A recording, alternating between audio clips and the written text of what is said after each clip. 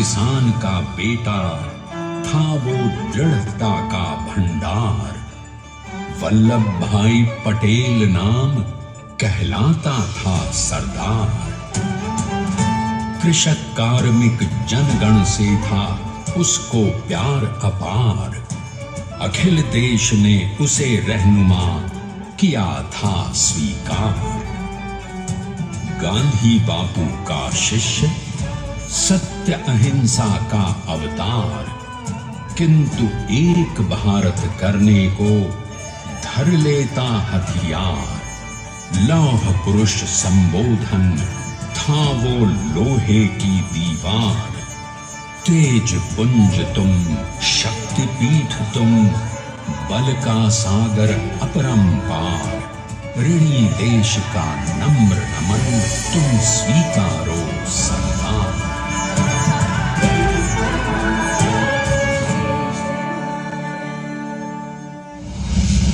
1857 में अंग्रेजों को ललकारने वाले पहले स्वतंत्रता संग्राम के एक सक्रिय सिपाही थे झवेर भाई पटेल।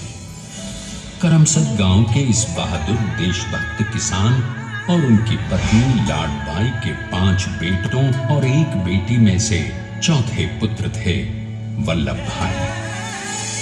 बालक वल्लभ ने करमसद के बाद नडियाद से अपनी हाई स्कूल की शिक्षा पूरी की।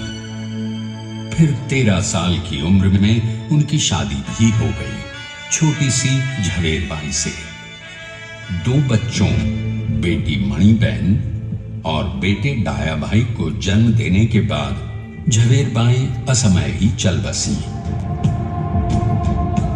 सदी बदलने और 20वीं सदी आने पर उनका जीवन भी एक चमत्कार की तरह बदला। पीडर का इम्तिहान पास करके वो वकालत करने लगे। पहले गोधरा, फिर आणंद और उसके बाद अहमदाबाद में। मगर जल्द ही वकालत छोड़कर वो बैरिस्टर बनने की इच्छा से इंग्लैंड चले गए। लंदन में बैरिस्ट्री में अव्वल आने और वजीफा जीतने वाले वो अनोखे भारतीय थे। अब तो अहमदाबाद की वरिष्ठ अदालत में बैरिस्टर पटेल की जिरह और जीतों की धूम मच गई।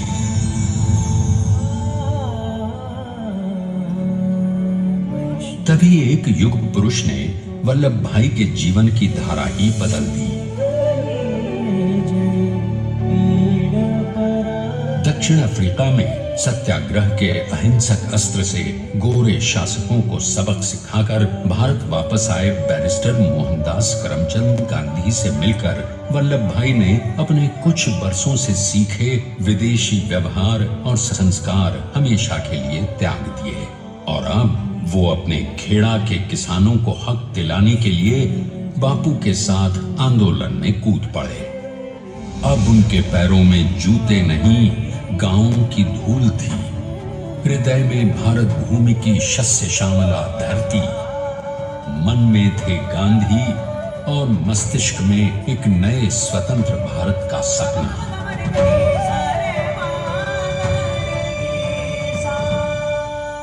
तभी बारडोली के मजबूर मजलूम किसानों की यातना का समाचार उनके पास पहुंचा। तुरंत वल्लभ भाई वहां पहुंचे और यूं शुरू हुआ भारत का सबसे बड़ा और सफल किसान आंदोलन बारडोली। वल्लभ भाई ने बारडोली के 87,000 किसानों को ऐसा अटल अडिग अचल मनोबल दिया कि अंग्रेजी सरकार हिल गई और 1 बरस के बाद उनका लगान माफ कर दिया गया। अब तो पूरे देश में लोग वल्लभ भाई के नाम की कस्में खाने लगे। स्वयं महात्मा गांधी ने कहा, अब वल्लभ भाई मेरे शिष्य या साथी नहीं, सारे देश के सरदार हैं और देश को मिल गया एक अनोखा असरदार सरदार।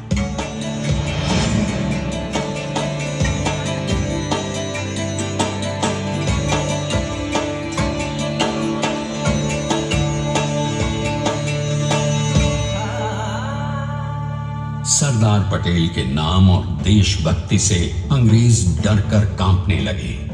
1930 के नमक सत्याग्रह और दांडी कूच में वो बापू से भी पहले गिरफ्तार किए गए।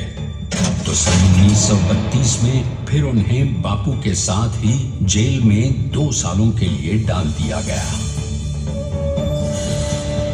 मगर आजादी के दीवानों को, स्वतंत्रता के परवानों को कौन गिरफ्तार कर पाया है? जेल से छूटते ही सरदार को कांग्रेस के नए राष्ट्राध्यक्ष पद पर चुना गया और उनकी सरपरस्ती में राष्ट्रवादी भारतीयों ने तमाम ब्रिटिश सूबों में जीत हासिल कर वहां अपनी स्थानिक सरकारें बनाई। किंतु सरदार का सपना केवल सरकार बनाना नहीं था। उनका स्वप्न तो था एक ऐसे नए भारत का जहां हर रंग, हर रूप, हर जात, मजहब, तबके का हिंदुस्तानी एक साथ मिलकर एक ऐसा नया भारत बना सके जहां पूर्ण स्वराज के साथ सारे समाज को गरीबी, अशिक्षा, छुआछूत से भी आजादी मिल जाए। इसकी पहली रणनीति थी भारत को अंग्रेजों की गुलामी से आजादी, ताकि भारत के लोगों की अपनी सरकार सबके साथ और सबके विकास के लिए काम कर सके। बापू की अगुवाई में अब देश ने अंग्रेजों को अंतिम चेतावनी दे दी, करेंगे या मरेंगे, क्विट इंडिया, अंग्रेजों भारत छोड़ो। बस फिर क्या था, संघर्ष की रणभेरी बजी। 3 सालों के लिए सरदार पटेल को भी सत्याग्रही नेताओं के साथ जेल में ठूंस दिया गया। 2 सालों के बाद अंग्रेजों को बापू के सभी शिष्यों और साथियों को छोड़ना पड़ा।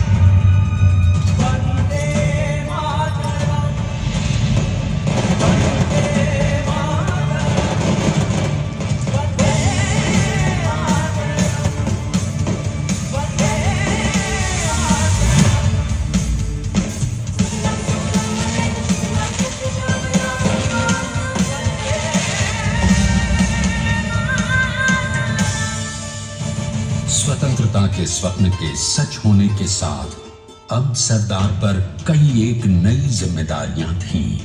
आने वाली आजादी की तैयारी और एक नए भारत के लिए नए लोकतांत्रिक संविधान की संरचना।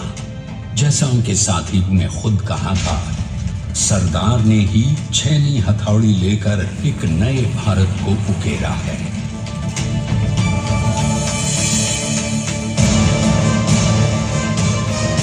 स्वाधीनता तो प्राप्त हुई, लेकिन खंडित भारत में भी उठते विभाजनवादी अंधकार को अभी दूर करना था। जब देश के खंड खंड होने का भय उत्पन्न होने लगा, तो सरदार ने निर्भय होकर खुद अपनी केंद्र सरकार और साथियों को भी चुनौती दे डाली और जम्मू कश्मीर को बचाने के लिए सारे देश का आकाश वायुयानों से भर गया।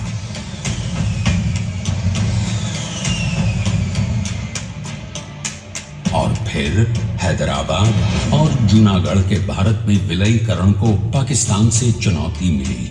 सरदार चाहते थे कि देश की 1 इंच धरती अब और विभाजित नहीं होनी चाहिए।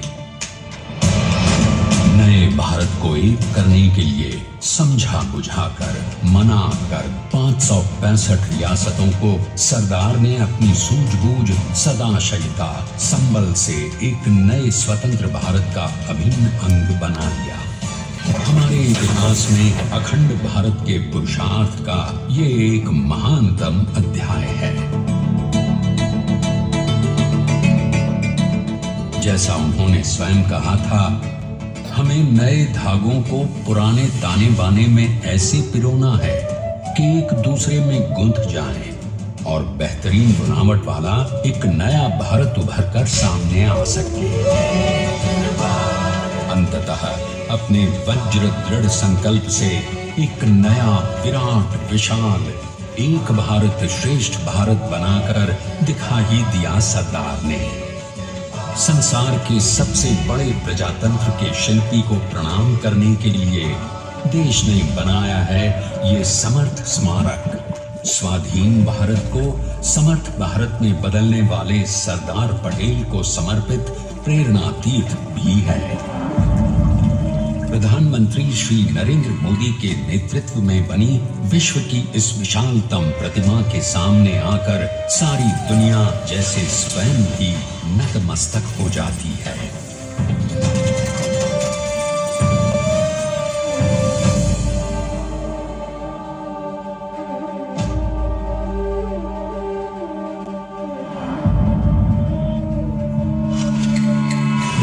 को बना गया वो अमित अटल,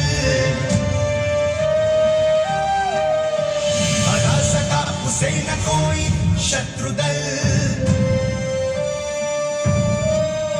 चट्टान के समान सा पुरुष प्रबल, पटेल तो स्वदेश का सम्मान है, पटेल तो स्वदेश का सम्मान है, पटेल तो स्वदेश का सम्मान है, पटेल तो स्वदेश का सम्मान है।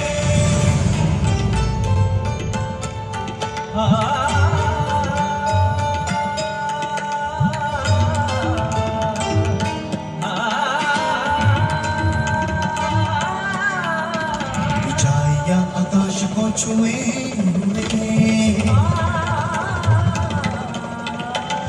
गहराइयां समुद्र की लिए हुए, कदम अडिग जमीन पर जमे हुए। पटेल अपनी आन बान शान है, पटेल अपनी आन बान शान है, पटेल तो स्वदेश का सम्मान है, पटेल तो स्वदेश का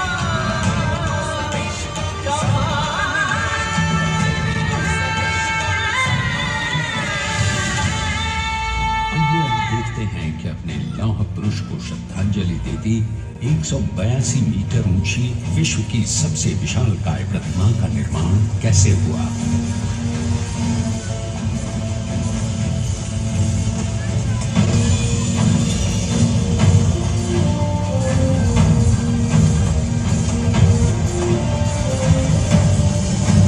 गगन चुंबती इस अद्वितीय अभूतपूर्व प्रतिमा को बनाने के लिए सबसे पहले नदी पर 4500 क्यूबिक मीटर का राफ्ट बना और फिर सीधा 600 फीट का कंक्रीट का कोर बनाया गया।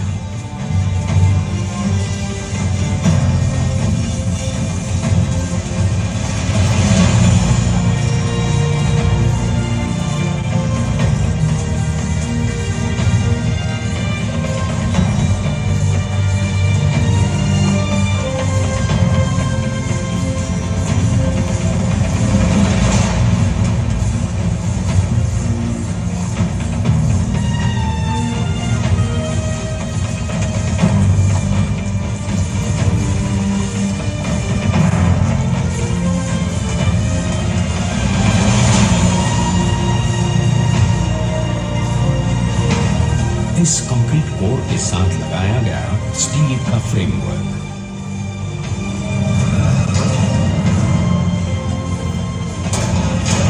और फिर इस फ्रेमिंग पर 6500 ब्रॉन्ज के पीसेस लगाए गए।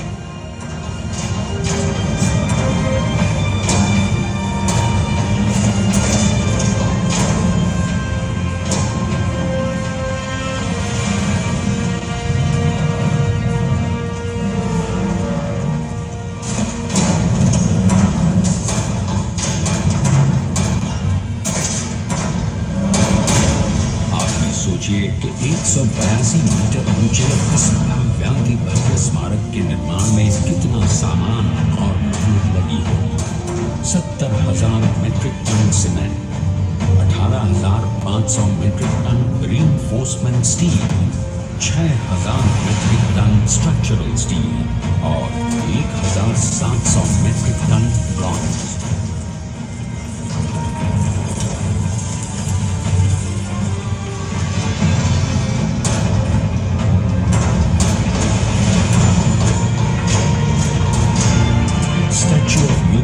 आज एक वर्ल्ड आइकॉन है और इसे मुमकिन बनाने में एक सेकंड भी ब्रेक लिए बिना देश भर की टीम्स ने 24/7 काम किया।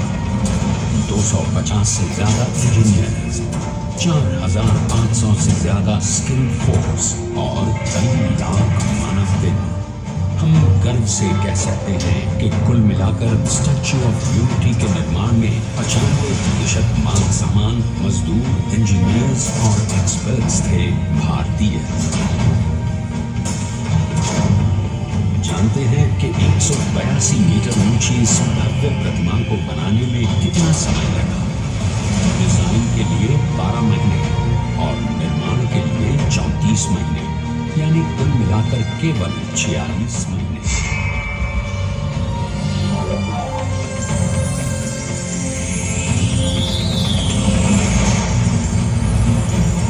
और इसी तरह बनी देश के शिल्पकार की एक अनोखी, अद्वितीय, विशाल प्रतिमा, जो सिर्फ आज ही नहीं बल्कि आने वाले न जाने कितने सालों तक यूं ही चमचमाती रहेगी।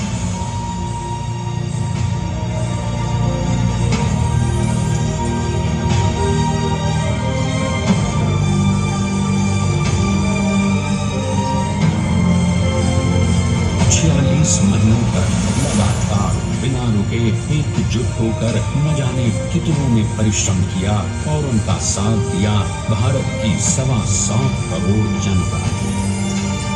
और तभी मुमकिन हो पाया एक ऐतिहासिक निर्माण जो आज कहलाता है भारत की नई पहचान। स्टैच्यू ऑफ यूनिटी, विश्व की सबसे ऊंची प्रतिमा।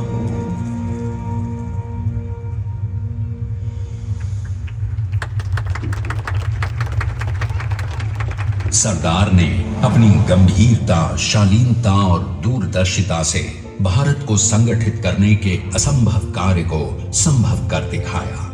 आइए आज हम सब उन्हीं की महिमा में विश्व के सामने एक उदाहरण रखें, क्योंकि ये ही भारत को श्रेष्ठता के मार्ग पर ले जाएगा। हमारा कर्तव्य ये है कि हमें निश्चय कर लेना चाहिए कि हमें हिंदुस्तान में जितने लोग हैं सबको मिल के भाई भाई की तरह के रहना है। स्टैच्यू ऑफ यूनिटी एकता की प्रतिमा और श्रेष्ठता का प्रतिबिंब है।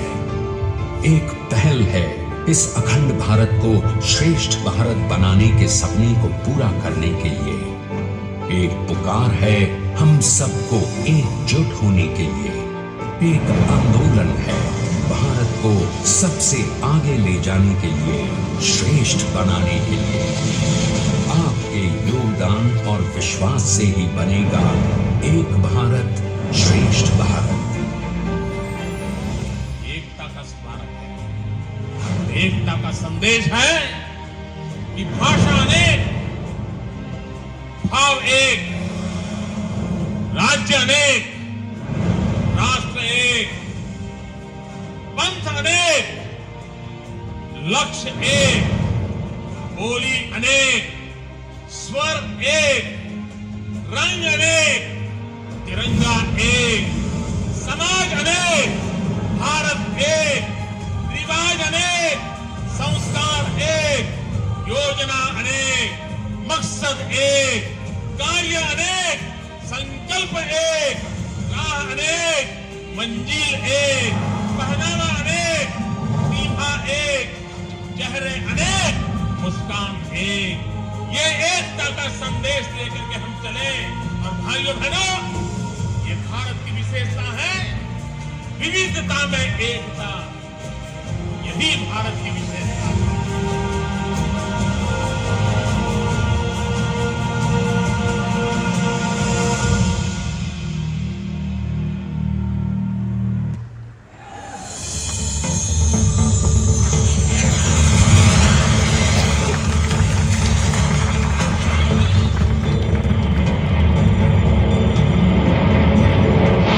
Please stand up for the national anthem.